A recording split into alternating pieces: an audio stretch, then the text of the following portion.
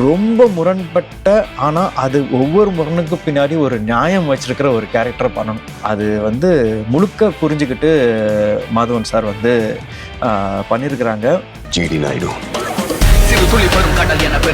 மாநாடு ஒன்று நடத்துறதுக்காக பெரியார் வந்து நன்கொடை கேட்குறாரு ஜிடி நாயுடுகிட்ட. நன்கொடையாக யாருன்னு கேட்டால் ஜிடி நாயுடு வந்து கொடுக்க மாட்டார். அவரோட கொள்கை அது. 3 நாளைக்கு அத்தனை தொண்டர்களுக்கு தங்குவதற்கு செலவு, உணவு எல்லாம் பார்த்து அது வந்து பல ஆயிரங்கள் செலவு. அது ஜிடி நாயுடு சந்தோஷமாக ஏற்றுக்கிட்டாரு. என்ன டயலாக்கும் எப்போவுமே மாற்றக்கூடாது. இப்போ ஃபர்ஸ்ட் வெர்ஷன் நம்ம எழுதியிருக்கிறது அப்படியே இருக்கணும். அதை மட்டும் கை வைக்கவே வைக்காதீங்க. வெள்ளைக்காரன் தான் நம்மளுக்கு எதிரி, அவன் கொடுத்த சண்டை போடணும்னு பார்த்தா நம்ம ஊர்க்காரங்களே நம்மளுக்கு எதிரியாக இருக்கிறாங்க. 1952 பொது தேர்தல், மக்களவை தேர்தலில் வந்து ஸ்ரீவில்லிபுத்தூரில் நின்னார். அவருக்கு அகென்ஸ்டாக நின்னது காமராஜர். வெற்றி தொழில் முனைவோர் திட்டம், தொழில் வளர்ச்சிக்கு மூலதனமும் வட்டி மானியமும், 100 நாள் ஆட்சி, ஒரு யுகத்திற்கான மக்களின் மனசாட்சி. சார் வணக்கம். வணக்கம். எப்படி இருக்கீங்க சார்? நல்லா இருக்கிறேன். Super sir. ரொம்ப மகிழ்ச்சி உங்களை சந்திச்சு. உங்களுடைய பயணம் பற்றியும் ஜிடி நாயுடுவோட அனுபவங்கள் பற்றியும் கேட்டு தெரிஞ்சுக்க போகிறதுல ரொம்ப ரொம்ப சந்தோஷம். ஃபஸ்ட்டு 25வது வருஷத்துக்கு வாழ்த்துக்கள். நன்றி. ஏன்னா விகடன் 100ஆண்டு விழா கொண்டாடுறப்போ நான் 2001 விகடன் மாணவ நிருபராக செலக்ட் ஆகி அப்படி பார்த்தா 2026 ஜூலையில் அந்த 25 வருடம் கம்ப்ளீட் ஆனது. ஸோ தொடர்ந்து இந்த எழுத்துத்துறைக்குள்ளே வந்ததுக்கு காரணம் விகடன் தான். ஸோ இங்கே தாய் வீட்டில் வந்து இங்கே உரையாட கிடைச்ச அந்த நிகழ்வு வந்து ரொம்ப ஒரு மன நிறைவாக இருக்குது. Super super sir. ஏன்னா அவ்வளோ ஒர்க் பண்ணியிருக்கீங்க, இலக்கிய வட்டத்தில் அவ்வளோ புத்தகங்கள் எழுதியிருக்கீங்க, கதைகள். இப்போது சினிமாவில் உங்களுடைய பேரில் பார்க்கும்போது ரொம்ப சந்தோஷமாக இருக்குது. எங்கேருந்து இந்த பேட்டி ஆரம்பிக்கணும்னு நான் நினைக்கிறேன்னா, இப்போ வழக்கமாக படத்தில் நடித்தவங்க, படத்தில் ஒர்க் பண்ணவங்களுக்குன்னு ஒரு போஸ்டர் ஒன்று போடுவாங்க. ஸோ அதில் வந்து உங்களோட முகம் போட்டு வெல்கம் ஆன் போர்டு ரைட்டர் முகில் அப்படின்றத பார்க்கும்போது ரொம்ப சந்தோஷமாக இருந்தது. ஏன்னா ஒவ்வொரு பேட்டிகள்லையுமே இயக்குநர்கள் எல்லாருமே சொல்கிறது வந்து ரைட்டர்ஸ்க்கான டிமாண்ட் நிறைய இருக்குது அப்படின்றதான் சொல்கிறாங்க. பட் அது எத்தனை பேர் நடைமுறைக்கு கொண்டு வராங்க அப்படின்றது வந்து பார்த்தா ஒரு கேள்விக்குறி தான். பட் உங்களை ஹானர் பண்ணி ஒரு விஷயம் நடக்குதுன்றது ரொம்ப சந்தோஷமாக இருக்குது. ஸோ அதிலிருந்து ஆரம்பிக்கலாம். ஓகே. ஸோ அது தமிழ் சினிமாவில் மரபாக இருந்த ஒரு விஷயம்தான். கதைகளாக்கான இருந்தது. எழுத்தாளர்கள் ரொம்ப முக்கியமானவங்களாக இருந்தாங்க. எழுத்தாளர்களை நம்பித்தான் அப்போது நம்ம படங்கள் எல்லாமே வந்துட்டு இருந்தது.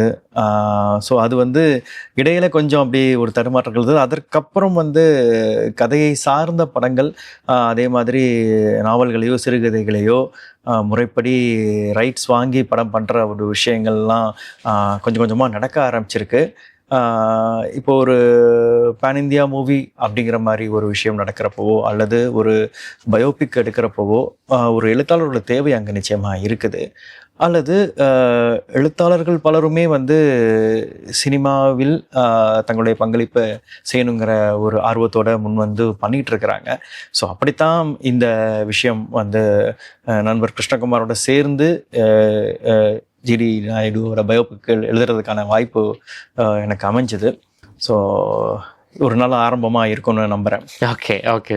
ஸோ எப்படி, ஏன்னா நம்ம பேசிகிட்டு இருக்கும்போது நீங்கள் சொன்னீங்க இந்த படம் இது படமாக மாறுறதுக்கு முன்னாடியே அது எழுத்து பணிகளில் இருந்தே நீங்கள் 2 பேரும் கிருஷ்ணா சாரும் நீங்களும் ஒர்க் பண்ணுறீங்க அப்படின்றது. உங்களுக்கும் கிருஷ்ணா சாருக்குமான அறிமுகம் எப்போ? ஏன்னா அவர் நடிகராக தெரியும், ஒரு ஆர்ட் ஃபிலிம் மேக்கராக நிறைய விஷயங்கள் பண்ணியிருக்காருன்றது நமக்கு தெரியும். இயக்குனராக ஒரு 1-2 படங்கள் தான் பண்ணியிருக்காரு. ஸோ உங்களுக்கும் அவருக்குமான அறிமுகம் எப்போ? இந்த கதைக்கான தொடக்கம், இது நீங்கள் 2 பேரும் சேர்ந்து வேலை செய்யலாம் இந்த கதையில் அப்படின்றதுக்கான எண்ணம்? அது வந்து ஒரு புத்தகம் மூலமாக தான் நிகழ்ந்தது. என்னோட ஜேபி சந்திரபாபு பயோகிராஃபி புத்தகத்தை படிச்சுட்டு தான் கிருஷ்ணா வந்து என்னை தொடர்பு கொண்டார். நாங்கள் 2 பேரும் சந்தித்து பேசணும். ஸோ அப்போ இருந்தே ஒரு திரைப்பட இயக்குனராக மாறணும், அதற்காக கதைகள் பண்ணணும் அப்படிங்கிற ஒரு ஸ்டெப் எடுத்து வச்சுருந்தார். ஸோ அப்படி நாங்கள் தொடர்ந்து பல கதைகள் பேச ஆரம்பித்தோம். சில திரைக்கதைகள் எழுதியும் முடிச்சிருக்கிறோம். ஸோ நாங்கள் 2 பேரும் சேர்ந்து ஒரு படம் செய்து அது வெளிவர்றதுக்கு ஆண்டுகள் ஆயிடுச்சு. ஒரு 15 ஆண்டுகள் ஆயிடுச்சு வச்சுக்கோங்களேன். ஸோ இனி தொடர்ந்து அந்த விஷயம் நடக்கும்னு நம்புகிறோம். உங்களுக்கு இப்படி ஒருத்தர் நம்ம ஊரில் இருந்து இவ்வளோ விஷயங்கள், இவ்வளோ சாதனைகள் பண்ணியிருக்கிறாரு. அது எல்லாமே சினிமாவுக்கு தகுந்த மாதிரியான விஷயங்களாக மாற்றுறதுல வந்து ஸ்க்ரீன் பிளேலேயே சரி, இல்லை வசனங்கள் வந்து ஒரு கிளாப் மொமெண்ட் இந்த மாதிரியான விஷயங்கள்லாம் இருக்கும்போது, நீங்கள் எழுத்து பணிகளில் இருக்கும்போது உங்களுக்கு எவ்வளோ இம்ப்ரெசிவாக இருந்துச்சு ஜிடி நாயுடுவோட லைஃப் ஹிஸ்ட்ரி? அது இம்ப்ரெசிவ்ங்கிறது வந்து என்னன்னா, இவர் என்ன ஒரு தினசரி சம்பவக்காரரா இருக்கிறாரு அப்படின்னு தான் இருந்தது. என்னன்னா, எதை வச்சுக்கிறது, எதை எடுக்கிறது அப்படிங்கிறது திணற அடிச்சார் அவர். அவ்வளோ விஷயங்கள் பண்ணியிருக்கிறாரு அந்த மனுஷன். எதை எந்த அவர் அவர் குறித்து படித்த தெரிந்து கொண்ட எந்த விஷயமுமே சினிமாவுக்கான விஷயமா இருந்தது. எல்லா விஷயங்களுமே அவரோட குணநலனை பற்றி படிக்கிறப்போ வந்து இப்படி ஒரு மனுஷனா, இப்படி ஒரு மனுஷன் இருந்திருக்க முடியுமான்னு ஆச்சரியங்களை கொடுத்துக்கிட்டே இருந்தார்.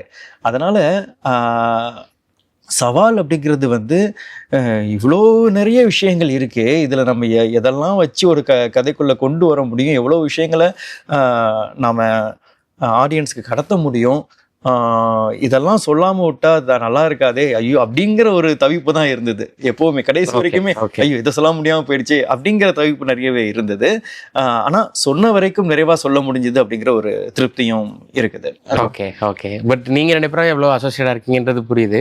மேடி சார் உள்ள வந்ததுக்கப்புறம் உங்கள் 3 பேருக்குமான கான்வர்சேஷன் எப்படி நீங்கள் ஷூட்டுக்கெலாம் போயிருந்திருப்பீங்க? ஸோ மேடி சாரோட ஒர்க் பண்ணது, மேடி சார் உங்களோட வசனங்கள் பேசும்போது ஏன்னா டைலாக்ல அவர் பேரும் இருக்கு, அவருடைய இன்புட்ஸ் எல்லாம் என்னமா இருந்தது? மேடி சார் வந்து ஃபஸ்ட்டு என்னோட மீட்லேயே வந்து அவர் சொன்னது வந்து டைலாக்ஸ் வந்து ரொம்ப நல்லா இருக்கு, நல்ல ஒரு ஒர்க் பண்ணியிருக்கிறீங்க சொல்லிட்டு, ஒரே ஒரு கண்டிஷன், இன்டர்வல் சீன் நீங்கள் இருக்கிறது வந்து எந்த டைலாக்கும் எப்போவுமே மாற்றக்கூடாது. இப்போ ஃபஸ்ட் வெர்ஷன் நம்ம எழுதியிருக்கிறது அப்படியே இருக்கணும், அதை மட்டும் கை வைக்கவே வைக்காதீங்க, அது வந்து பர்ஃபெக்டாக இருக்குது அப்படின்னு சொன்னார். ஓகே. இதில் இன்னொரு விஷயம் பார்த்தீங்க அப்படின்னா, பொதுவாகவே ஒரு படத்தோட இன்டர்வல் அப்படிங்கிறது நாயகன் மேலே தான் இருக்கும். இந்த படத்தில் அப்படி கிடையாது, நாய் மேலே இருக்கு. ஸோ அவர் வந்து ஒரு 2 முக்கியமான கேரக்டர் மேலே இருக்குது. ஆனாலும் அதையும் புரிந்து கொண்டு இது இப்படி இருந்தால் தான் கரெக்டாக இருக்கும் அப்படின்னு சொல்லி ஒரு ஹீரோ ஒத்துக்கிறதுங்கிறது ஒரு பெரிய விஷயம். அதில் அந்த இன்டர்வல் பாயிண்ட் எப்போவுமே மாறக்கூடாது அப்படிங்கிறதுல ரொம்ப தெளிவாக இருந்தாங்க மதன் சார். அதே மாதிரி அவரோட உரையாடல்கள் அவர் கூட நடத்தினது பல விஷயங்கள் வந்து ஒவ்வொரு டயலாக்கும் அந்த படத்தில் அதோட தேவை என்னவா இருக்குது, அல்லது ஒரு காட்சி, இந்த காட்சி படத்தில் இப்போது இந்த காட்சி தனிப்பட்ட முறையில் சுவாரஸ்யமாக இருக்குது, ஆனால் அந்த காட்சி இல்லாமல் இருந்தால் அந்த கதைக்கு என்ன பாதிப்பு வரும் அப்படிங்கிற ஒரு விஷயத்தில் ரொம்ப தெளிவாக இருந்தாங்க. அது நிறைய விஷயம் நான் கற்றுக்கிட்டேன். ஒரு காட்சி ஒரு வசனமாக கூட சுருங்கி போனது உண்டு. அது போக ஜிடி நாயுடு அவர்களை பற்றி முழுமையாக உள்வாங்கிட்டு அவர் இந்த இடத்துல எப்படி ரியாக்ட் பண்ணியிருப்பார் அப்படிங்கிற ஒரு விஷயத்த, ஒரு சின்ன எக்ஸ்ப்ரெஷன் போதும், இந்த இடத்துல டைலாக் தேவையில்லை அப்படின்னு பல இன்புட்ஸ் கொடுத்தாங்க. ஸோ இந்த மாதிரி மேனேஜர்லாம் வந்து எவ்வளோ அனுபவங்கள் கொண்ட ஒருத்தர்.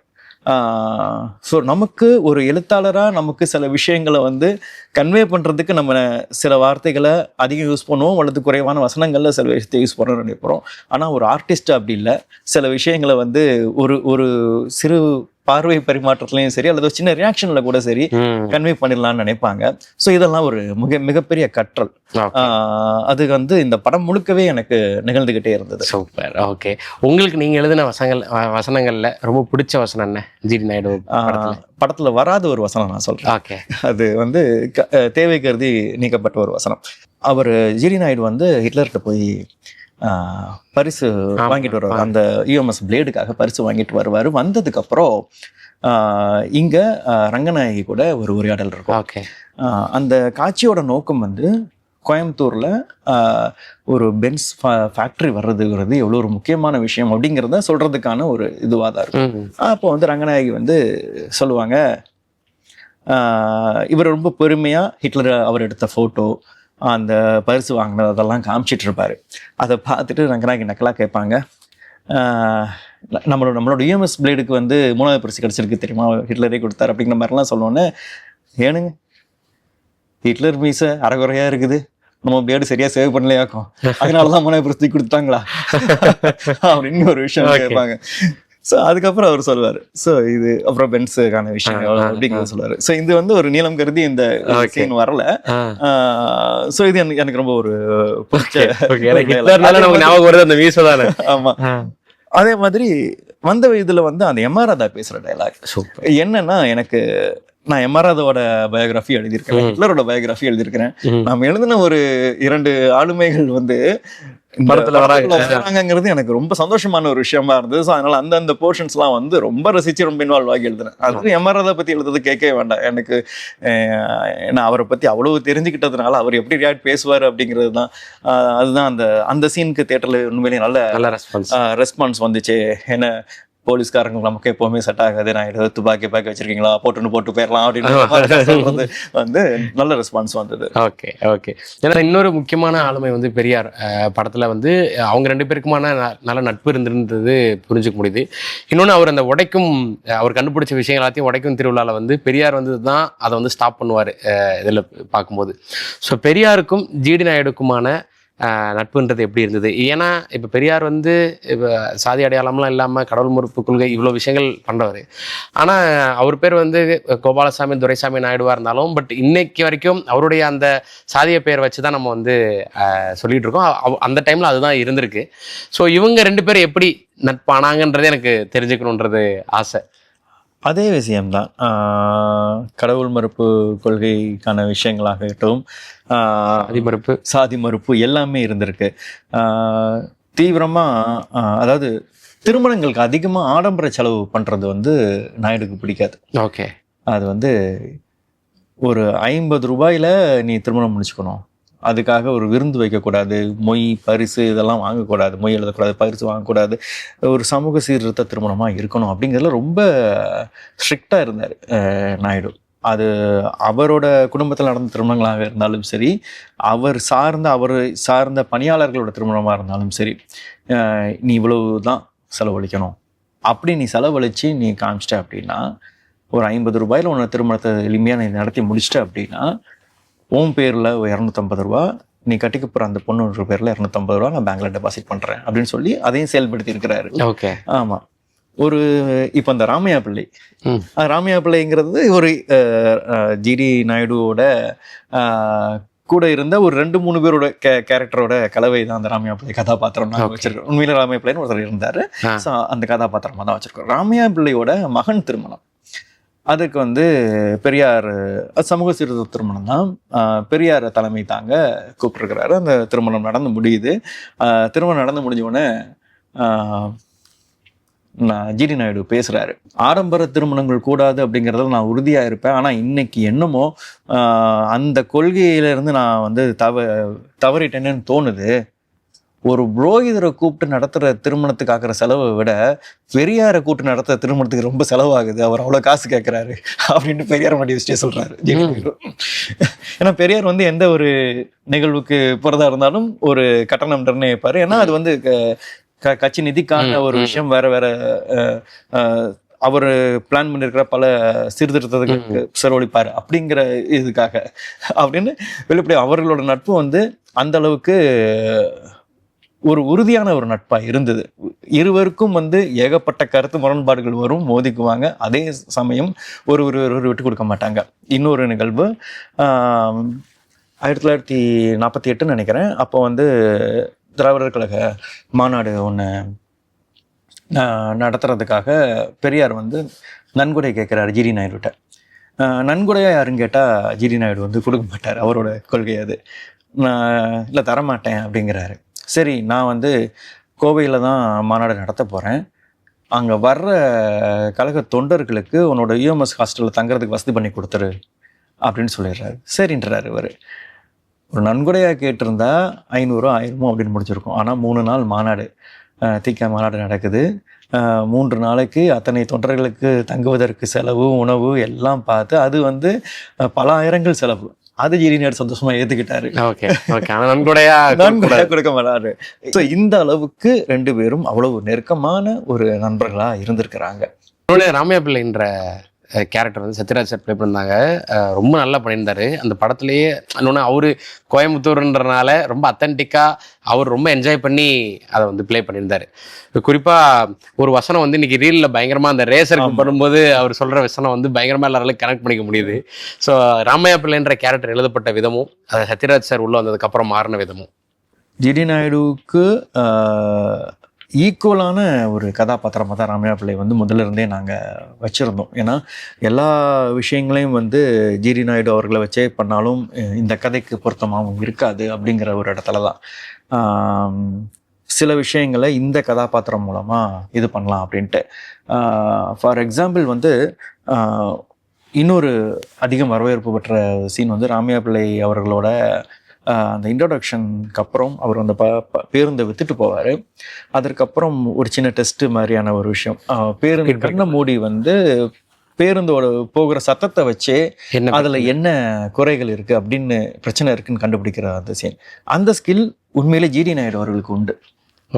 ஆமாம், ஒரு மோட்டார் ஓடுற சத்தத்தையும் வச்சு பேருந்து போகிற சத்தத்தை வச்சு அதில் என்ன பிரச்சனை அப்படிங்கிறத சொல்லிடுவார்.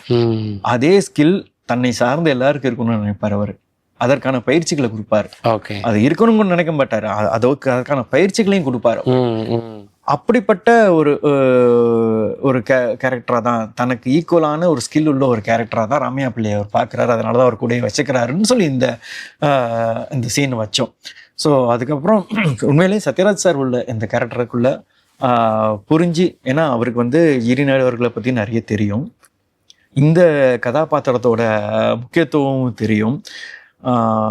ஸோ இப்படி ப்ளஸ் அவருக்கு இல்லாத அனுபவங்களே இல்லை. இப்படி ஒரு அனுபவம் நிறைந்த ஒரு ஆர்டிஸ்ட்டை இந்த கதைக்குள்ளே, அந்த ராமையா பிள்ளைக்குள்ள கேரக்டருக்குள்ளே வந்ததுக்கப்புறம் அந்த கேரக்டர் வந்து கிட்டத்தட்ட உயிர் பெற்றுருச்சு. அது ரொம்ப பெரிய சந்தோஷம் எங்களுக்கு. சத்யராஜ் சாரும் சரி, ஜெயராம் சாரும் சரி வந்து அந்த கேரக்டர்கள் வந்து ஒரு உயிர் கொடுத்துட்டாங்க. அது வந்து இன்னைக்கு திரையில பார்க்குறப்பவும் ரசிகர்கள் அதை வரவேற்கிறப்பவும் வந்து ரொம்ப மனநிறைவாக இருக்குது. சூப்பர். ஜெயராம் சாரோட கேரக்டர், அந்த அம்பலப்பாரா கிருஷ்ணன்ற அந்த ஆஃபீஸர், டேக்ஸ் ஆஃபீஸர் கேரக்டர் வந்து அந்த பேரும் அவருக்கான லுக்கு இது எல்லாமே வந்து ஒரு ஆளுமையை வந்து காட்டுது. ஸோ அவருக்கும் ஜிடி நாயுடுக்குமான உண்மையாகவே அந்த ஃபேஸ் ஆஃப்ன்றது எப்படி இருந்தது, அதை எவ்வளவு தூரம் இங்கே டிரான்ஸ்ஃபார்ம் பண்ண முடிஞ்சது உங்களால்? இதில் வந்து திரைக்கதையாக அமைக்கிறப்போ வந்து கிட்டத்தட்ட இதில் ஒரு 80% வந்து உண்மையான சம்பவங்கள்.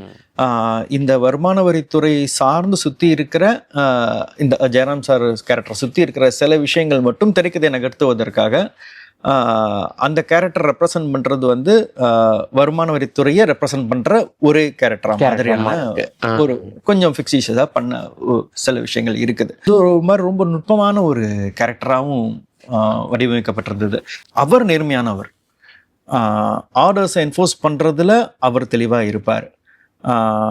அவர் நேர்மை இல்லாத ஒருவர் அப்படின்னு நம்புற ஜிடி நாயுடுவோட பஸ்ல கூட அவர் ஏற மாட்டார். யூஎம்எஸ் பஸ்ல கூட அவர் ஏற சைக்கிள்ல தான் போவார். அவர் லஞ்சம் வாங்க மாட்டார், யாருக்கு அடிபணிஞ்சு போக மாட்டார். இருந்தாலும் அவருக்கு மேல் இருக்கிறவங்க சொல்ற அந்த ஆர்டர்ஸை என்ஃபோர்ஸ் பண்றது தன்னோட வேலையை நினைச்சு பண்ணுவார் ஒரு கேரக்டர். ஒரு கட்டத்துக்கு மேல அவர் வந்து புரிஞ்சுக்கிறார், எங்க இருந்து தப்பு நடக்குது, இவர் எப்படிப்பட்ட ஒரு கேரக்டர், எவ்வளவு நல்ல விஷயங்கள் மக்களுக்கு பண்ணிட்டு இருக்கான்னு ஒரு விஷயத்த புரிஞ்சுக்கிறப்போ அவரோட டிரான்ஸ்ஃபர்மேஷன் என்ன மாதிரி இருக்குது அப்படிங்கிறது தான் கிளைமேக்ஸில் வந்து வசனங்களாக வெளிப்படும். ஸோ இந்த ரொம்ப ஒரு நுட்பமான கேரக்டரை வந்து ஜெயராம் சார் வந்து அவ்வளவு அருமையாக உயிர் கொடுத்து கொண்டு வந்துட்டாங்க. அது வந்து ரொம்ப சந்தோஷமாக இருந்துச்சு எங்களுக்கு. ஏன்னா நேருக்கு நேர் ஸ்பாட்ல நின்று பார்க்குறவுக்குமே வந்து அவ்வளோ நிறைவாக இருந்தது எங்களுக்கெல்லாம். சூப்பர். இப்போ ஹீரோக்கு வருவோம், ஜிடி நாயுடு மாடி சாருக்கு வருவோம். ஸோ ஜிடி நாயுடோட அந்த எக்ஸென்ட்ரிக் தன்மையை மாடி சார் எப்படி புரிஞ்சுக்கிட்டு அதை டெலிவர் பண்ணாருன்றதை பற்றி பேசலாம். ஜிடி நாயுடு எக்ஸென்ட்ரிக் சொல்கிறீங்களா? அதில் சில இன்ஃபர்மேஷன், ரியல் இன்ஃபர்மேஷன் சொல்லுங்க. எந்த அளவுக்கு எக்ஸென்ட்ரிக் அப்படின்னா, அங்கங்கே செருப்புகளை கட்டி தொங்க போட்டிருப்பாரு. அவரோட ஃபேக்ட்ரிஸ்லேயும் சரி, யூஎம்எஸ் அலுவலகத்துலேயும் சரி, பேருந்து நிலையத்துலேயும் சரி. அதாவது ஃபேக்ட்ரிஸில் எதுக்கு செருப்புகளை கட்டி தொங்க போட்டிருப்பார் அப்படின்னா, தொழிலாளர்கள் ஒழுங்கீனமாக நடந்துக்கிட்டாலோ அல்லது அந்த இயந்திரங்களை சரிவர பயன்படுத்தாவிட்டாலோ, நேரம் தவறி வந்தாலோ இதனால் அடி கொடுக்கப்படும் அப்படின்னு சொல்லி ஒரு செருப்பு தொங்கும். பஸ் ஸ்டாண்டில் என்ன அப்படின்னா, இங்கே எச்சில் துப்பினாலோ சிறுநீர் கழித்தாலோ அசுத்தம் செய்தாலோ இதனால் அடி கொடுக்கப்படும் செருப்பு தொங்கும். ஸோ செருப்பால் அடி வாங்குறது அப்படிங்கிறது வந்து ரொம்ப ஒரு அவமானகரமான செயல். அதை ஒருத்தங்க வந்து ஃபீல் பண்ணாதான் அந்த தப்பை செய்ய மாட்டாங்கிறதுக்காக, அதாவது செருப்பால் அடிக்க போறது கிடையாது. ஆனா அதை ஃபீல் பண்ணணும், அது எவ்வளோ ஒரு தப்பான ஒரு விஷயம் அப்படிங்கிறதுக்காக அவர் அந்த மாதிரி விஷயங்களை பண்ணார். அந்த அளவு எக்ஸென்ட்ரிக்கான ஒரு கேரக்டர். தன்னோட மகன் கோபால் வந்து அவர் டீனேஜில் இருக்கிறப்போ ஒரு ரோமர் வாட்ச் கேட்குறாரு. இவர் நினச்சா உடனே வாங்கி கொடுத்துருக்கலாம், அவர் வாங்கி கொடுக்கல. உனக்கு வேணும் அப்படின்னா நீ 1 மாதம் இங்கே நம்ம வீட்டில் எல்லாருக்கும் டைனிங் டேபிளில் பரிமாறணும், சர்வர் வேலை பார்க்கணும். நானும் சர்வர் வேலை பார்த்து வந்தவன் தான், நீயும் இந்த வேலை பார்க்கணும் அப்படின்னு சொல்லிடுறாரு. ஸோ ஜிடி நாயுடு வீட்டு டைனிங் டேபிளில் சாப்பிட்றப்போ வந்து விருந்தினர்கள் வருவதும் போகிறதுமாவே இருப்பாங்க. அந்த மாதிரி அந்த வேலைங்கிறது ஒரு பெரிய வேலை தான். இருந்தாலும் கோபால் வந்து 1 மாதம் அந்த சர்வர் வேலை பார்த்தாரு. பார்த்ததுக்கு அப்புறம் தான் அந்த வாட்ச் வாங்கி கொடுத்தாரு.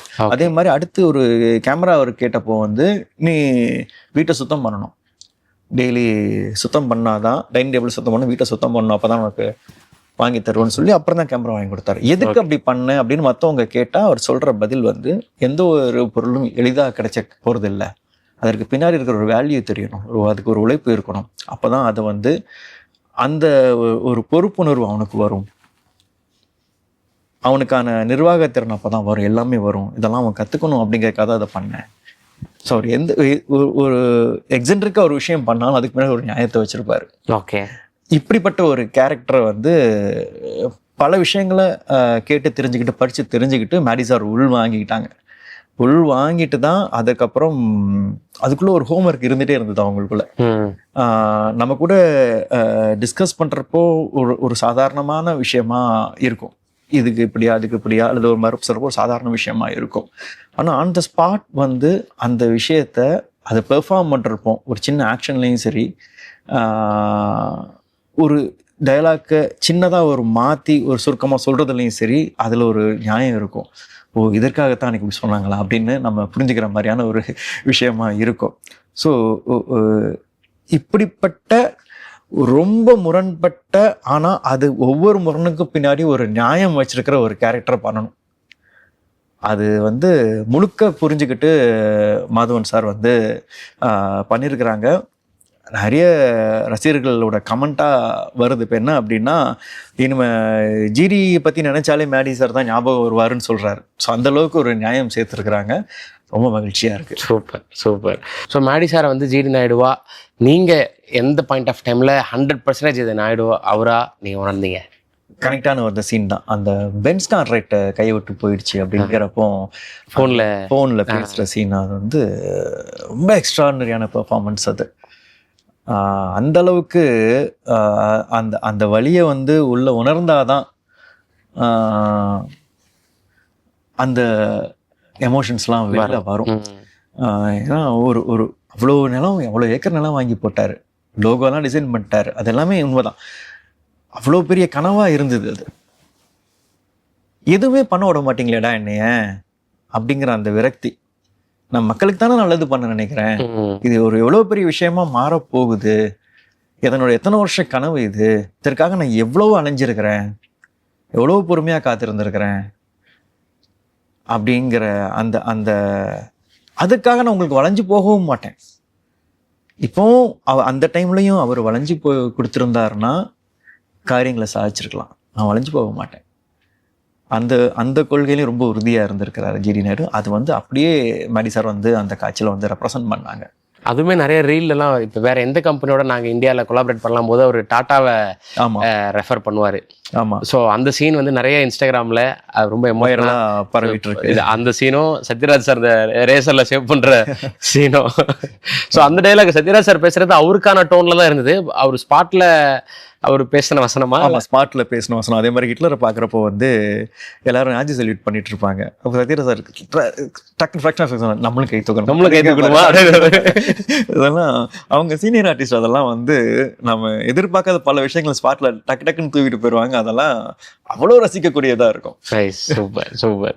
அதே மாதிரி இப்போ படம் ஆரம்பிச்சதும் சரி முடியறதும் சரி அதித்தி பாலன் அவங்களோட கேரக்டர் தான் இருக்குது. கடைசியாக முடியும் போது ஒரு விஷயம் நடக்குது, நான் இன்னரோட பொண்ணு அப்படிங்கும்போது அது ஒரு வாவ் ஃபேக்டரை கொடுக்குது. இது சினிமாக்காக சேர்க்கப்பட்டது தான் அப்படின்றத நான் நினைக்கிறேன். பட் அந்த இடத்துக்கு அரைவானதுன்றது ஒரு பெரிய கால் இல்லை. ஆமாம், அதை பற்றி பேசலாம். ஆமாம், அந்த சீக்வன்ஸ் ஏன் அப்படின்னா நம்ம 80s கிட்ஸ் வரைக்குமே வந்து நம்ம வந்து ஜிடி நாயுடு பற்றி படிச்சிருக்கிறோம்.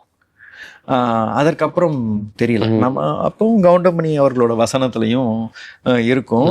இப்பவும் கூட கொஞ்சம் வயசானவங்கலாம் சொல்லுவாங்க, யாராவது ஒருத்தன் ஏதாவது வித்தியாசமா ஏதாவது சொன்னாங்கன்னா அவர் பெரிய ஜிடி நாயுடு அப்படின்னு இப்போ சொல்லுவாங்க. அது வந்து காலப்போக்கில் அப்படி மறைஞ்சு போச்சு. ஸோ ஒரு மறக்கடிக்கப்பட்ட ஒருத்தரை பற்றி நம்ம அவர் எவ்வளோ முக்கியமான ஆள் அப்படிங்கிறத நம்ம கதையில் கன்வே பண்ணணும் அப்படின்னா, சரி அவரை பற்றின ஒரு பாடத்தை வந்து சிலபஸில் சேர்க்கறதுக்காக ஒரு பெண் போராடுறா, ஒரே ஒரு பெண் போராடுறா. ஸோ அவரை பற்றி சுற்றி இருக்கிற இமேஜ் எல்லாமே வந்து நெகட்டிவான ஒரு விஷயந்தான். அப்போ அதையும் மீறி எப்படி அதை கன்வே பண்ணி அந்த பாடத்திட்டத்தில் சேர்க்க வைக்கிறா அப்படிங்கிறதுக்கான ஒரு சின்ன ஒரு டூல் விஷயத்தை வச்சுக்குவோம். அது படத்தை வந்து கொண்டு போகிறதுக்கு திரைக்கதைக்கு ரொம்ப யூஸ்ஃபுல்லாக இருக்கும்ன்ட்டு தான் அந்த ட்ராக்கை கொண்டு வந்தோம். ஓகே. அது வந்து கரெக்டாக அது ரசிகர்களும் அதை ஏற்றுக்கிட்டாங்க. சந்தோஷமாக இருக்கு. Super super. Sir, GD Naidu அவர்கள் வந்து இவ்வளோ விஷயங்கள் வந்து மக்களுக்காக பண்ணியிருக்கிறாரு. அதுவும் பெரியார் உள்ளிட்ட ராஜாஜி உள்ளிட்ட பெரிய பெரிய ஆளுமைகளோட ஒரு நல்ல நட்பில் இருந்திருக்கிறாரு. நேரடி அரசியலுக்கு வர எண்ணம் அவருக்கு இருந்ததா? இருந்திருக்குது. அதாவது அவர் ஆரம்பத்தில் இருந்தே காங்கிரஸ் மேலே அபிமானத்தோடு இருந்திருக்கிறாரு. ஓகே. காங்கிரஸ் அகில இந்திய காங்கிரஸ் மாநாடுகளுக்கெல்லாம் போயிட்டு வந்திருக்கிறாரு. போக போக போக முரண்பாடுகள்னால காங்கிரஸ்லேருந்து விலகினார். நீதி கட்சியோட அபிமானியாக இருந்திருக்கிறாரு. 2 முறை எலெக்ஷனில் நின்றுருக்கிறாரு. தேர்தலில் நின்றுருக்காரு. ஆமாம். 1952 பொது தேர்தல், மக்களவை தேர்தலில் வந்து ஸ்ரீவில்லிபுத்தூரில் நின்னார். அவருக்கு அகென்ஸ்டாக நின்னது காமராஜர். அதில் என்ன அப்படின்னா, இதற்கு காரணமாக சொல்லப்படுவது என்ன அப்படின்னா, பல விஷயங்களில் அரசு வந்து எனக்கு முட்டுக்கட்டையாகவே இருக்கிறாங்க, பல விஷயங்களை நான் வந்து செயல்படுத்த முடியலை. அப்படிங்கிறப்போ அதிகாரத்துக்கு வந்தால் நினைச்சதை பண்ண முடியலாமே அப்படிங்கிற ஒரு இதில் தான் வந்து இந்த தேர்தலில் நிற்கணும். சுயேட்சையாக தான் நின்றார். சுயேட்சையாக நின்றார். ஸோ காங்கிரஸ் சார்பாக காமராஜர் அவர்கள் நிற்கிறாங்க, எதிர்த்து ஜிடி நாயுடு அவர்கள் நிற்கிறாரு. 3வது முக்கியமான வேட்பாளராக ஆறுமுகசாமி அப்படிங்கிற இன்னொரு தொழிலதிபர் நிற்கிறாரு. அவர் அங்கே ரொம்ப லோக்கலில் ரொம்ப பெரிய ஆள். திராவிட நாடு கோரிக்கையை யார் வந்து ஆதரிக்கிறாங்களோ அவங்களுக்கு தான் எங்களோட சப்போர்ட்னு சொல்லி டிஎம்கே அண்ணாதுரை அவங்க சொல்லிடுறாங்க. அதனால் அதை வந்து ஆதரிக்கிற ஆறுமுகசாமி அவர்களுக்கு அவங்களோட ஆதரவு போயிருது. ஓகே. காமராஜருக்கு ஏற்கனவே காங்கிரஸ் நல்ல செல்வாக்கு, அந்த ஊருக்காரரு. அப்புறம் வந்து பெரியார் வந்து தீவிர பிரச்சாரம் பண்ணார் ஜிடி நாயுடுவுக்காக. ஆமாம். ஸோ அது வந்து மிகவும் பரபரப்பான ஒரு தேர்தல் களமாக இருந்தது. காமராஜருக்கு வந்து இரட்டை மாட்டு வண்டி, ஜிடி நாயுடு அவர்களுக்கு தராசு, இவருக்கு வந்து ரயில் இன்ஜின், ஆறுமுகசாமி அவருக்கு ரயில் இன்ஜின் சின்னம். ஆமாம். ஸோ அந்த எலெக்ஷனோட ரிசல்ட் வந்து என்ன அப்படின்னா, காமராஜர் அவர்கள் வாங்கின ஓட்டு வந்து அவங்க தான் ஜெயிச்சாங்க. 1,04,829. ஜிடி நாயுடு அவர்கள் 77,835 ஓட்டு. ஆறுமுகசாமி வந்து 41,450 ஓட்டு. ஓகே. அந்த விதத்தில் அந்த காமராஜர் ஜெயிச்சார். ஸோ இந்த ஒரு இதுக்காக வந்து ஜிடி நாயுடு அவர்கள் வருத்தப்படலாம் இல்லை. அதற்கப்புறம் இன்னொரு விஷயம் வந்து 1958 கிருஷ்ணகிரி தொகுதியில் மக்களவை தேர்தலில் ஜிடி நாயுடு அவர்கள் நின்னாங்க. அப்போ வந்து அங்கே பிரதான வேட்பாளர் வந்து சிஆர் நரசிம்மன், ராஜாஜி அவர்களோட மகன். ஆமாம். ஸோ காங்கிரஸ் சார்பாக அவர் நிற்கிறாரு, ஜிடி நாயுடு வந்து சுயேட்சையாக தான் நிற்கிறாரு. ஸோ இந்த தேர்தலும் ரொம்ப டஃப்பாக தான் இருந்தது. ஆனால் நம்ம எக்ஸென்ட்ரிக்கான ஜிடி நாயுடு அவர்கள் வந்து என்ன பண்ணாங்கன்னா, எலெக்ஷனுக்கு 2 நாள் முன்னாடி பிரச்சாரம் வந்து என்ன பண்ணாங்க அப்படின்னா, எனக்கு யாரும் ஓட்டு போட வேண்டாம், எனக்கு நீங்கள் என்னை தேர்ந்தெடுத்தீர்கள் என்றால் நான் சில நாட்களிலே ராஜினாமா செய்து விடுவேன், முழுவதுமாக 5 வருடங்கள் இருந்து பணி செய்ய மாட்டேன், ஆகவே இந்த தொகுதிக்கு இருந்து பணி செய்யக்கூடிய சிஆர் நரசிம்மன் அவர்களுக்கே ஓட்டு போடுவோம் அப்படின்னு பிரச்சாரம் பண்ணார். அப்படிதான் எலெக்ஷன் நின்னாரு. ஸோ அப்படியுமே வந்து அவர் வாங்கின ஓட்டு எவ்வளோ தெரியுமா? இவர் சிஆர் நரசிம்மன் அவர்கள் தான் ஜெயிச்சாங்க. 57,683 ஓட்டு. ஜிடி நாயுடு வாங்கின ஓட்டு 57,316. சில 100 வாக்குகள் வித்தியாசத்துல தான் தோத்து போனாரு. ஏன் இப்படி ஒரு பிரச்சாரம்? எனக்கு தெரிந்து அவரோட மனசுல வந்து ஒரு முழு நேரமா ஒரு பதவியில இருந்துட்டு நான் பண்ண நினைச்சது பண்ண முடியும்னா நான் நினைக்கிறதெல்லாம் பண்ண முடியாதோ அப்படிங்கிற ஒரு ஒரு ரெண்டு எண்ணமும் ரெண்டு இருக்கு. எண்ணமா இருந்திருக்கலாம். ஏன் ஒரு அதிகாரம் இருந்தால்தான் நான் பண்ண முடியுங்கிறது ஒரு எண்ணமா இருந்திருக்கலாம். அல்லது முழு நேரமா நான் ஒரு எம்பியா இருந்துட்டு இந்த விஷயங்கள்லாம் பண்ண பண்ண முடியாது. முடியாம போயிருமே அப்படிங்கிற ஒரு தயக்கமும் இருந்திருக்கலாம். ஓகே. எனக்கு என்னன்னா கோயம்புத்தூர் அவருடைய ஊரு, ஒரு பழைய விஷயங்கள் நிறைய விஷயங்கள் பண்ண ஒரு இடம். ஆனா அவர் நின்னது இங்க நிக்காம ஸ்ரீவில்லிபுத்தூர்லயும் கிருஷ்ணகிரியிலயும் நின்றுக்கிறாரே. அவருக்கு எல்லா இடங்களுமே மக்கள் செல்வாக்கு இருந்திருக்கு. ஓகே. ஸோ அதனால ஏதோ ஒரு சில காரணங்களால அந்த 2 தொகுதியை அவர் தேர்ந்தெடுத்திருக்கிறார். ஆமா. Okay okay sir, super sir. So இப்போ அவங்க ஃபேமிலி படம் பார்த்துட்டு என்ன சொன்னாங்க? நீங்கள் டீமாக எவ்வளோ ஹாப்பி? மேடி சார், நீங்கள், Krishna sir, Sathyaraj sir, Jayaram sir, நீங்களும் எவ்வளோ ஹாப்பி? ஜிடி நாயுடு அவர்களுடைய குடும்பம் எவ்வளவு மகிழ்ச்சி? ஏன்னா அவரோட பையனோட கோபால் அவருடைய இன்டர்வியூமே இப்போ நிறைய பார்க்க முடியுது யூடியூப்ல. ஸோ அவங்களாம் எவ்வளோ சந்தோஷமா இருக்காங்க? அவங்க ஆரம்பத்தில் அந்த பாட்காஸ்ட் கேட்டதுல இருந்துமே பல விதங்களில் உதவி பண்ணிக்கிட்டே இருந்தாங்க. ஏன்னா அவங்க இல்லாமல் இந்த படம் எடுத்திருக்க முடியாது. ஏன்னா ஜிடி நாயுடு அவர்கள் வாழ்ந்த இடங்களில், அவர் உருவாக்கின அலுவலகத்தில், அவர் உபயோகித்த பொருட்களை எல்லாமே நாங்கள் இந்த படத்துக்காக நாங்கள் யூஸ் பண்ணிக்க முடிஞ்சுது. ஸோ அவ்வளவு அவரோட சேகரிப்பில் இருக்கிற அந்த கார்கள், பழைய கார்கள் எல்லாமே கொடுத்து உதவுனாங்க, இடங்கள் கொடுத்து உதவுனாங்க. இப்படி ஒரு முழுசாக அவர் ஜிடி நாயுடு அவர்களை பற்றி அடுத்த தலைமுறைக்கு கொண்டு போகிறதுக்கு ஒருத்தங்க படம் எடுக்கணும்னு நினைக்கிறாங்க. அவங்களுக்கு நம்ம முழுசாக சப்போர்ட் பண்ணணும் அப்படிங்கிறது அவங்க அவங்க ஃபேமிலி சைடில் அவ்வளோ உதவியாக இருந்தாங்க. அதனால தான் இந்த படமே சாத்தியமாச்சு. ஓகே.